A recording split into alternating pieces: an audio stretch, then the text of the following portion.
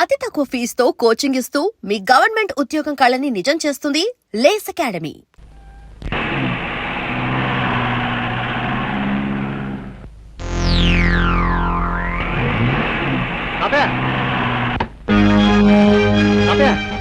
ఆ సంచిలో నేను పట్టుకుంటాను. ఎవరు బాబు నువ్వు? నేను తాతయ్య, గుర్తుపట్ల నీ మనవాడిని. మనవాడు? రండి, అంతా కారులో చెప్తాను. కూర్చోండి. ఎందుకురా తిమింగలంలాగా పిచ్చి తాగుడు? ఆయన జంక్షన్ లో పట్టుకుని ఇరిసేస్తాను, కలిసేస్తాను, పొడిసేస్తానని ఛాలెంజ్ చేసి జంక్షన్ లో 2 కాళ్ళ మీద పడిపోయి బేరమనం సిగ్గులేదు. చిచి ఆడికాదు సిగ్గు, ఆయన తీసుకొచ్చి పలా పెట్టిన వాళ్ళకు ఉండాలి సిగ్గు. వచ్చాక బచ్చా, అసలే నేను నెప్పులు బాధలు మర్చిపోవడానికి తాగుతుంటే మధ్యలో నీటి ఇప్పుడే నా యాలో నేను ముక్కలుగా దొరికి నీ మాంసంతో రుద్రయ్య, ఈ యాళ్ళకి నా మొహం చూసి వదిలే. రాయుడు బాబు, ఈ రుద్రాయి పుట్టుకుతో పులి, ఇప్పుడు దెబ్బతిన్న పులి ఇబ్బంది ఆగదు. ఇప్పుడే ఇలా నేను నువ్వు అన్నమాట సబుగానే ఉంది, కానీ ఇప్పుడు వద్దు. ఎందుకంటే ఇప్పుడు నువ్వు వెళ్ళాడిని పొడిచేసావు అనుకో, వెంటనే ఆ కేసు నీ మీదకి వచ్చేస్తుంది, ఓడిపోయినావు కనుక. ఇదిగో పంతులతో మాట్లాడు, మంచి ముహూర్తం పెట్టిస్తాను, నీ చేతికో పిస్తోల్ ఇస్తాను, వెళ్ళి కాల్సే. ఏ పోలీసోడు నిన్ను అనుమానించరు, ఎందుకంటే ఈ మొత్తం ప్రాంతంలో ఎవరికి పిస్తోల్ లేదు, నాకు పిస్తోల్ ఉన్నట్టు ఎవరికి తెలియదు. అది నొప్పిగా ఉందా బాబు? దేవుడి దయ వల్ల పాపిస్టాడ్ చేతిలోంచి బయటపడ్డావు, మాకంతే చాలు పాపం.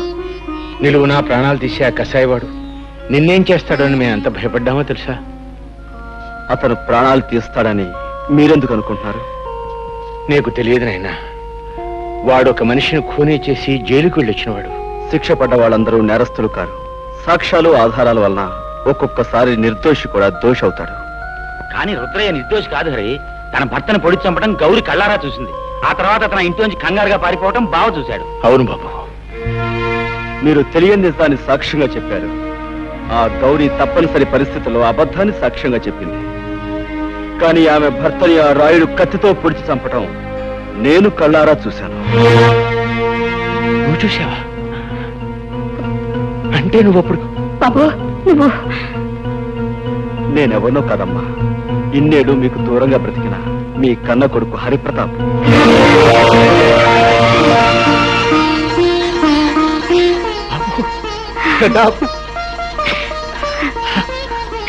బాబు, ఇన్నాళ్ళు మా కళ్ళ ముందే ఉంటూ ఈ నిజాన్ని ఎందుకు దాచావురా? నిన్ను చూసిన దగ్గర నుంచి నా కన్న మనసు ఏదో తెలియని బాధతో ఎంత తల్లడిల్లిపోయిందో తెలుసా? ఇన్నాళ్ళు ఎందుకు చెప్పలేదురా? అమ్మా, నాకు మిమ్మల్ని చూడగానే నిజం చెప్పాలని, అమ్మా నాన్న అని పిలవాలని ఎంతగానో అనిపించింది. కానీ నేనొచ్చిన లక్ష్యం నెరవేరాలంటే మనసును రాయి చేసుకోవడం తప్పనిసరైంది. నేను అనుకున్నట్టే అంతా జరిగింది కనుక ఇప్పుడు మీకు నిజం చెప్పిన పర్వాలేదనిపించి చెప్పాను. నాన్న, ఆ రోజు మీకు గుర్తుందా? మాస్టర్ గారికి మామిడిపళ్ళు ఇచ్చిరమ్మని మీ దాన్ని పంపించారు.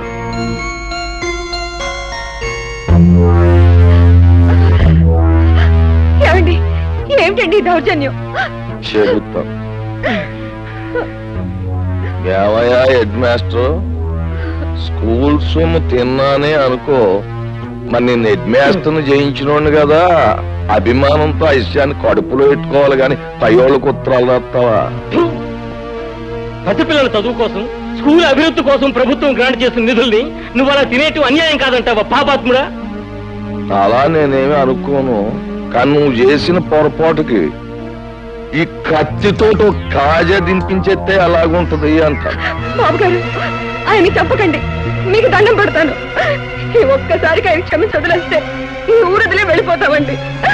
ఆయన ఈ ఊరినే కాదు, ఈ లోకాన్నే వదిలి వెళ్ళిపోవాలి. మాస్టరు అయిపోయింది.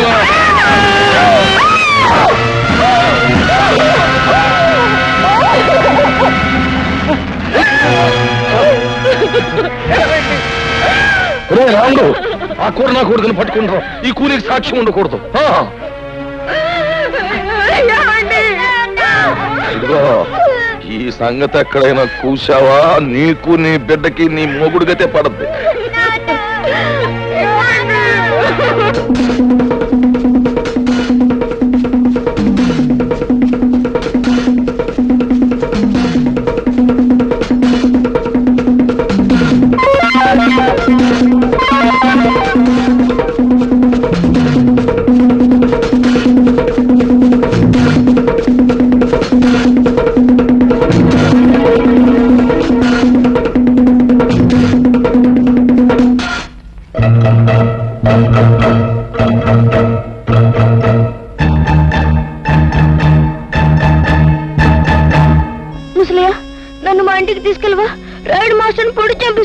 ఊళ్ళోకి వెళ్తే వాళ్ళు నేను బతకనివ్వరు. రా చెప్తాను. అంటే నీ ప్రాణం కాపాడి నిన్నంత వాణి చేసింది మన పాలేరు ముసలయ్య అన్నమాట. మనం పెట్టిన అన్నం తిన్న విశ్వాసానికి మనకెంత ఉపకారం చేశాడండి. ఆ రాత్రికి రాత్రే నన్ను పట్టణం చేర్చాడు ముసలయ్య. తను ఏదో కూలీ నాలి చేసుకుంటూ నాకింత అన్నం పెట్టేవాడు. గౌరీ భర్తను హత్య చేసినందుకు బాబాయ్కి శిక్ష పడిందని తెలిసాక ముసలయ్య నన్ను ఒకసారి జైల్లో నా బాబాయ్ దగ్గర తీసుకెళ్ళాడు. బాబు హరి, బాబాయ్ నువ్వేం తప్పు చేసావు? నిన్ను జైల్లో పెట్టారు. నేనే తప్పు చేయలేదు బాబు. తప్పు చేసిన వాళ్ళు తప్పించుకు పారిపోయా. నేను పట్టుబడిపోయాను. రుద్రయ్య బాబు, మాస్టర్ నా రాయుడు పొడి చంపడం హరిబాబు కళ్ళారా చూశాయట. అవును బాబాయ్, మాస్టర్ రావుడు పట్టుకుంటే రాయుడు పొడి చూపించాడు. నాకు కోపం వచ్చి రాయి తీసుకొట్టాను. దాంతో రావుడు నా వెంటబడ్డాడు. ఆ రాముడికి దొరకకుండా నేనే తప్పించాను. అక్కడుంటే ప్రమాదాన్ని పట్నం తీసుకొచ్చాను. బాబు, హరిబాబు చూసిన నిజాన్ని బయట పెడితే మీకు శిక్ష తప్పుతుంది కదా. లాభం లేదు ముసలయ్య. పెద్దలందరూ తప్పుడు సాక్ష్యాలు చెప్పాక, ఆ గుడి న్యాయస్థానం దాన్ని నమ్మి నాకు శిక్ష వేశాక, నిజం చూసిన ఈ పసివాడి సాక్ష్యం నా చట్టం ముందు చెల్లదు. ఆ రోజు రాత్రి వీధిలోకి రావటమే నా దురదృష్టం. మాస్టారు భార్య ఏడుపు విని ఏం జరిగిందోనని ఆ ఇంట్లోకి వెళ్ళాను. నెత్తుట మడుగులో ఉన్న మాస్టారుని, కన్నీటితో ఉన్న తన భార్యను చూసి 10 మందిని పిలవాలని బయటికి పరిగెత్తుకొచ్చాను. రాయుడు మనుషులు నన్ను పట్టుకున్నారు. దూరం నుంచి మా అన్నయ్య చూశాడు. నిజం తెలియని మా అన్నయ్య కోర్టులో నేనే నేరస్తుడని చెప్పాడు. కానీ అంతా తెలిసిన మాస్టారు భార్య ఎందుకనో అబద్ధం చెప్పింది. బహుశా దిక్కులేని ఆడదాన్ని రాయుడు మనుషులే బెదిరించి అబద్ధం చెప్పించుంటారు. ముసలయ్య, జైల్లో పడటం వల్ల నా జీవితంలో కొంత పోగొట్టుకున్నానే తప్ప అంతా పోగొట్టుకుని అంతమైపోను. ఏదో ఒక రోజున బయటకు వస్తాను. ఆ రోజున ఆ రాయుడు పాపం పండి తీరుతుంది. ముసలయ్య, నాకు సాయం చేస్తావా? తప్పకుండా బాబు గారు. ఏమిటో చెప్పండి. మా ఇంటికి వెలుగు, మా కంటికి దీపం మా హరిబాబు. వీణ్ణి పెద్ద చదువులు చదివించి నీతికి న్యాయానికి నిలబడే మనిషిలా తయారు చేసి మా వంశం పేరు ప్రతిష్టలో నిలబెట్టేలా, మన ఊరిని తీర్చిదిద్దేలా తయారు చేయాలి. వాడి చదువు కావలసిన డబ్బు నేను జైల్లో ఉండి రాళ్లు కొట్టి కష్టపడి సంపాదించి పంపిస్తాను. చెయ్యని నేరానికి శిక్ష అనుభవించాడు బాబాయ్. ఇన్నేళ్లు ఆయన కాయకష్టం మీదే బ్రతికాను. ఇంత వాణ్ణయ్యాను. నేను ఎంత పాపిష్టోనిరా బాబు. ఈ ఊళ్ళో జరుగుతున్న అన్యాయాల్ని, అక్రమాల్ని ఎదుర్కొంటూ అందరికీ అండగా ఉండే మీ బాబాయ్ దోషి అని నమ్మాను. తప్పుడు సాక్ష్యం చెప్పి చేతులారా జైలుకు పంపించాను. వాణ్ణి క్షమించమని అడిగితే తప్ప నాకు మనశ్శాంతి లేదురా. మీ బాబాయ్ ఎక్కడున్నాడు? మా ఇంట్లోనే ఉన్నారు మావయ్య గారు. నువ్వా? ఎంతసేపు వచ్చి? నీ గురించి, గతంలో మా నాన్న చేసిన నేరాల గురించి, అందుకు అన్యాయంగా దోషిని ముద్ర వేయించుకున్నా మీ బాబాయ్ గురించి చెప్తున్నప్పుడే వచ్చాను హరి. ఇంతకాలం నేను ఒక స్వార్థపరుడు కూతుర్నని సిగ్గుపడేదాన్ని. ఇప్పుడు ఒక హంతకుడు బిడ్డనని తెలిసి అవమానంతో బాధపడుతున్నాను. నిజంగా నాకు మీలాంటి మంచి మనుషుల మధ్య నిలబడే అర్హత కూడా లేదు. నేను వెళ్ళిపోతా. చూడమ్మా పద్మ, పిచ్చి పిల్ల, అవేం మాటలమ్మా. మీ నాన్న చేసిన తప్పులకు నువ్వెందుకు బాధపడటం? నువ్వు ఆయన రక్తం పంచుకు పుట్టావే గాని బుద్ధులు గుణాలు పంచుకోలేదుగా. చెప్పు. నేను చెప్పను. చెప్పు రాముడు. ఉండండి, ఆడితో నిజంగా చెప్తాను నాకు తెలుసు. అయితే చెప్పించు. మర్యాదగా చెప్పు, ఆ హరి ఎవడు? లేదో నీ ప్రాణం తెస్తాను. చెప్పు. ఆ హరి ఎవరో కాదురా, మీ పాలిట యముడు, ఆ బ్రహ్మనాయుడు కొడుకురా. రుద్రయ్య, ఆ మంచి ముహూర్తం వచ్చేసింది. పిస్టోల్ పెట్టుకో, వెళ్ళి అరిగాని కాల్చి. పెట్ట కాల్చినట్టు కాలుస్తాను. వస్తాను.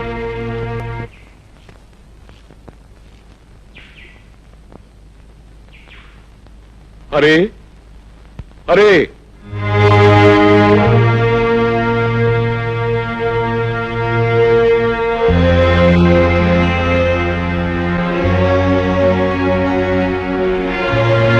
తమ్ముడు, తమ్ముడు, అన్నయ్య, తమ్ముడు, అన్నయ్య. తమ్ముడు, నన్ను క్షమించగలవురా నువ్వు? అదే మాటన్నయ్య. అవునరా, నేను నీకు అన్యాయం చేశాను. నీ జీవితంలో 14 ఏళ్ళు కటకటాల వెనక బండరాళ్ల మధ్య గడిచిపోయేలా చేశానురా. నీ తోడు పుట్టిన వాడిని ఎందుకు కూడా నీకు అయ్యం చేశాను. నన్ను క్షమించు. ఊరుకో రాయుడు, ఊరుకో ఊరుకో. నా నుదుట అలా రాసుంటే దానికి ఎవరేం చేస్తారన్నయ్య? నీ కళ్ళకు కనిపించిన నిజాన్ని నువ్వు చెప్పావు. ఇందులో నీ తప్పే ఉంది. అవును, ఇంతకీ ఇదంతా నీతో ఎవరు చెప్పారన్నయ్య? నేనే చెప్పాను బాబాయ్. అంతేకాదు, మన ఇద్దరం కలిసి ఆ రాయుడు ఆట కట్టించడానికి ఎలాంటి ప్లాన్ వేసాం కూడా చెప్పాను. అరే, వీళ్ళకి నిజం తెలిసినట్టే నువ్వు ఎవరివన్న నిజం రాయుడు కూడా తెలిసిపోయింది. ఎలా తెలుస్తుంది బాబాయ్? పట్టణం నుంచి గిరి ముసలైన బంధించి తీసుకొచ్చాడు. వాడి చేత నిజం చెప్పించాను. ఎవరు? రుద్రయ్య నువ్వా? ఎంతసేపు అయింది అబ్బాయి వచ్చి? ఇంతకు ముందే వచ్చాను వదిన. వదిన, అమృతం లాంటి నీ చేతి వంట తిని ఎన్నో ఏళ్ళైంది. ఆకలిగా ఉంది, అన్నం పెట్టు. అంతకంటేనా? రా అబ్బాయి. సరే.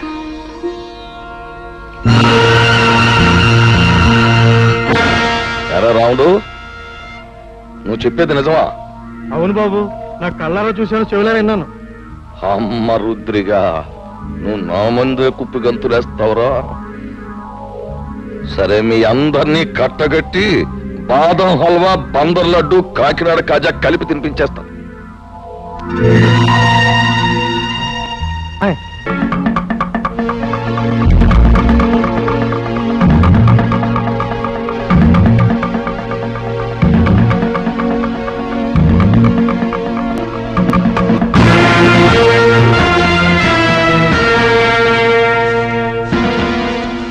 ఏంట్రా రుద్రయ్య, చలిమిడ ముద్ద తినేసి ఏనాడో సెలవు తీసుకోవాల్సిన నీ అన్నగారి కొడుకు ఊళ్ళోకి రుస్తుములా దిగి నాకే శత్రువు అయిపోయాడు.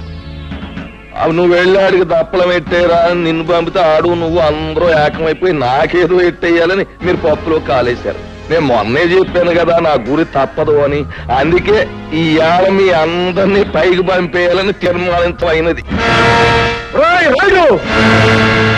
అరబ్బాయా, ఇప్పుడే నీ గురించి అనుకుంటున్నావు. నీకు 100 ఏళ్ళు రా.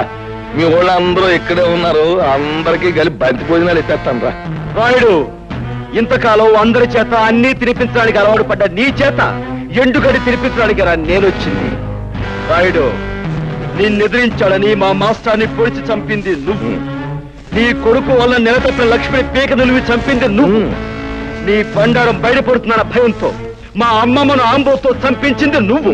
ఇన్నాళ్ళకి నువ్వు చేసిన పాపాలకు రుజువులు, నువ్వు చేసిన నేరాలకు సాక్ష్యాలు దొరికాయి కాబట్టి నీ రోజు ఎంత చూస్తాను. అవును,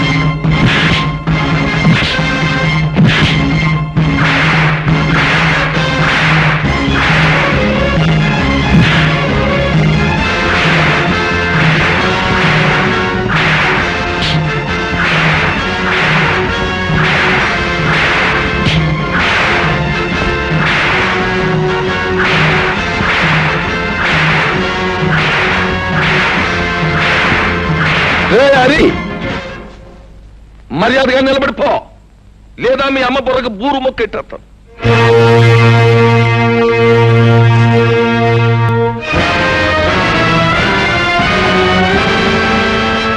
రే, ఆ నట్టుకొచ్చా చెట్టు కట్టేయండిరా.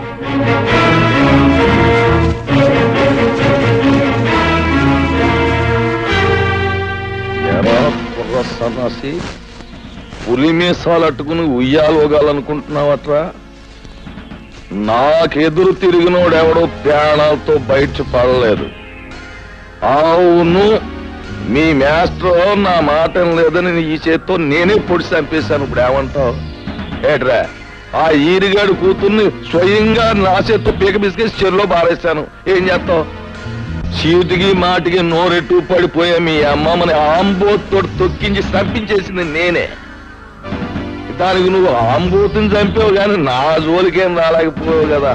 ఇదిగో ఇక్కడ నేను నేరాలు చేసినా ఘోరాలు చేసినా న్యాయం గాని చట్టం గాని ప్రజ గాని ఏం మాట్లాడడానికి ఏది లేదు. అది ఊరు పద్ధతి. ఇందాక నీకు మాట ఇచ్చాను చూడు, మంచి భోజనాలు ఎడతానని. ఈ ఊళ్ళోకి నువ్వు దిగి నాకు మనశ్శాంతి లేకుండా చేసినందుకు ముందు నీకు మాంసం కూరెట్ట. వాళ్ళను చంపి నీ చేతులెందుకు మట్టి చేసుకుంటావు? ఈ హరి రుద్రయ్య చేసిన వెధపనులు ప్రజలకు తెలిస్తే వాళ్ళే వీళ్ళను రాళ్లు పుచ్చు కొట్టి చంపేస్తారు. ఏంటి తల్లి నువ్వు చెప్పేది నాకే అర్థం కావట్లేదు. హరి మంచివాడు కాదని నాకు ముందే తెలుసు. అందుకే రహస్యంగా గమనిస్తుండేదాన్ని. ఈ రుద్రయ్య వచ్చాక ఒక రోజు ఇద్దరు కలిసి ఎవరూ లేరనుకొని కొన్ని నిజాలు మాట్లాడారు. అవన్నీ రికార్డ్ చేశాను, విను. రుద్రయ్య బాబాయ్, ఇంకా సిటీలో పోలీసులు నా కోసం గాలిస్తున్నారంటావా? ఎంత గాలిస్తే మాత్రం వాళ్ళు నిన్నే పట్టుకోగలరా? అయినా రేప్ చేసిన పిల్లను పేగడొక చంపేకి ఎందుకు వదిలేశావరా? అందుకే అది నీ గురించి రిపోర్ట్ ఇచ్చింది. అది కాదు బాబాయ్, అప్పటికే 2 హత్యలు చేస్తున్నాను. మళ్ళీ ఇంకో ప్రాణం తీయడం ఎందుకా అని ఊరుకున్నాను. ఇంతకీ రాయుడు కూతుని వదిలేసావా లేకపోతే ఓ పట్టు పట్టావా?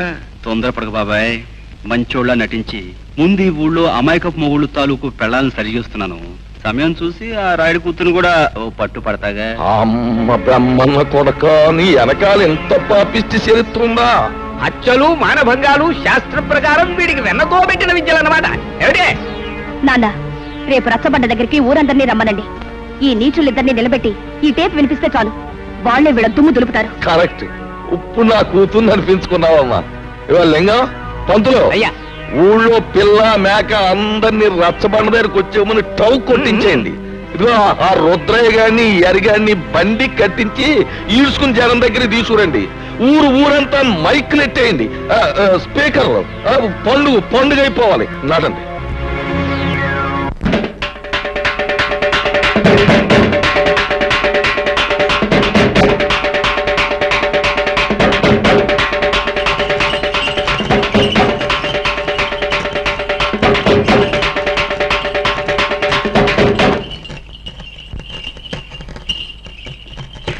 మహాజనులారా, నా గ్రామ ప్రజలారా, చక్కగా చల్లగా సాగిపోతున్న మన ఊళ్ళోకి ఈ అరిగాడనేవాడు పాములాగా వచ్చి ఇషాన్ని గక్కి ఊరిని అల్లకల్లోలం చేసేశాడు. అందుకే ఆడి చేత బాగా పొలవ తినిపించి మరీ గెంటేశాను ఊళ్ళోంచి. కానీ వెళ్ళిపోయినోడు ఆడు ఊరుకోలేదు. పగబట్టిన పావులాగా మళ్ళీ తిరుగు ఊళ్ళోకి వచ్చాడు. మరి పచ్చినెత్తుర్ని పానకంలాగా తాగేసి ఆ రుద్రయ్య గారితో స్నేహం చేశాడు.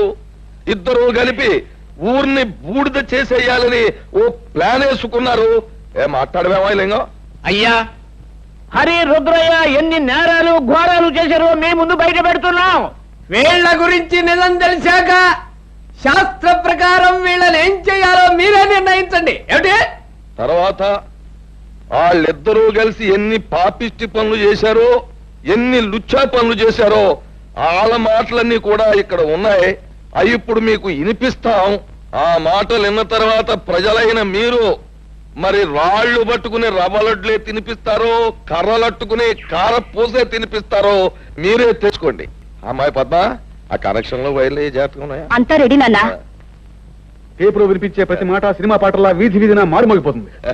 ఇక ఆలస్యం ఎందుకు, నొక్కే.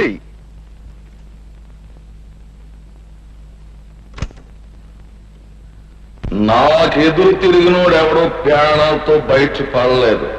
అవును, మీ మాస్టర్ నా మాట లేదని ఈ చేతితో నేనే పొడి చంపేశాను. ఇప్పుడు ఏమంటావు? ఆ ఈరిగాడు కూతుర్ని స్వయంగా నా చేతితో పీక బిస్కెట్ చెరులో బారేశాను. ఏం చేస్తావు? చీటికి మాటికి నోరెట్టు పడిపోయా మీ అమ్మమ్మని ఆంబోతో తొక్కించి చంపించేసింది నేనే. దానికి నువ్వు ఆంబోతుని చంపావు కానీ నా జోలికేం రాలేకపోయావు కదా. ఇక్కడ నేను నేరాలు చేసినా ఘోరాలు చేసినా న్యాయం గాని చట్టం గాని ప్రజ గాని ఏం మాట్లాడలేదు. ఆ కనెక్షన్లు పీకి పారేసి అరిగాడు కుటుంబానికి మంగళార్తి పడి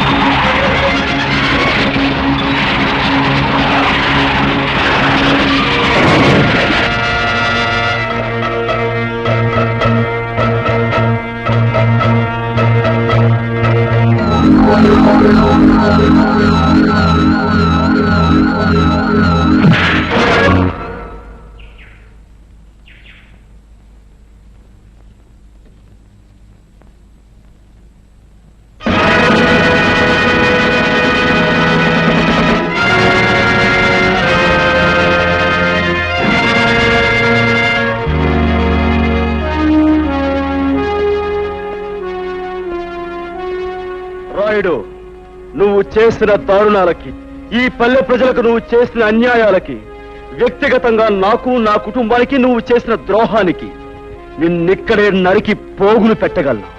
కానీ నేను ఆ పని చెయ్యలేను. ఎందుకంటే నేను చట్టానికి బద్ధుణ్ణి. ఈ పల్లెకొచ్చే ప్రతి ఆఫీసర్ని నువ్వు ఏదో రకంగా నోరు మూయిస్తున్నావని తెలిసింది. అందుకే ప్రభుత్వం ప్రత్యేకంగా నీ విషయం తెలుసుకోవడానికే నన్ను ఇక్కడికి పంపించింది. బాధ్యత గల పోలీస్ ఆఫీసర్గా నిన్ను, నీతో పాటు నీ పాపాలను పంచుకున్న ఈ దుర్మార్గుల్ని చట్టానికి అప్పగిస్తాను. బాబు, ఇప్పుడు నువ్వు అన్న ప్రతి మాట ఈ యథార్థమే నన్ను ఒప్పుకుంటాను. మీరే శిక్ష చేసినా భరిస్తాను. అమ్మా పద్మ, ఇలా. బాబు, నా రక్తాన్నే పంచుకు పుట్టిన మంచితనం, మానవత్వం కూడా పెంచుకుంది మా పద్మ. దీనికి ఇక నువ్వే తోడుగా ఉండాలి. బాబు, నీ చల్లటి మనసుతో, నీ గుండె నిబ్బరంతో ఈ ఏళ్ళ నుంచి ఈ ఊరిని రామరాజ్యం చెయ్యాలి అని నేను కోరుకుంటున్నాను. అందరూ నన్ను మన్నించండి. చలో చలో. And for more videos, Please subscribe to iDream. Please subscribe to iDream. Please subscribe iDream. And please subscribe to iDream. For more videos, subscribe to iDream. please like, share and subscribe to the channel. Congratulations, iDream. Subscribe to iDream. Subscribe to iDream. So subscribe to iDream Media. iDream ki iDream team andarki huge congratulations. Please subscribe iDream Media. Please subscribe to iDream. Subscribe iDream. Please subscribe to iDream. iDream అంటే నా కళల channel subscribe చేసుకున్న నోరు తిరుగుతలేదు. మీరైతే గంట గుర్తు కొట్టండి. For more such videos, please subscribe to iDream. Subscribe to iDream. Please subscribe to iDream. Please subscribe iDream Media. Please do subscribe to iDream. Please subscribe to iDream Media. For best entertainment and information, please subscribe iDream. And don't forget to subscribe to iDream.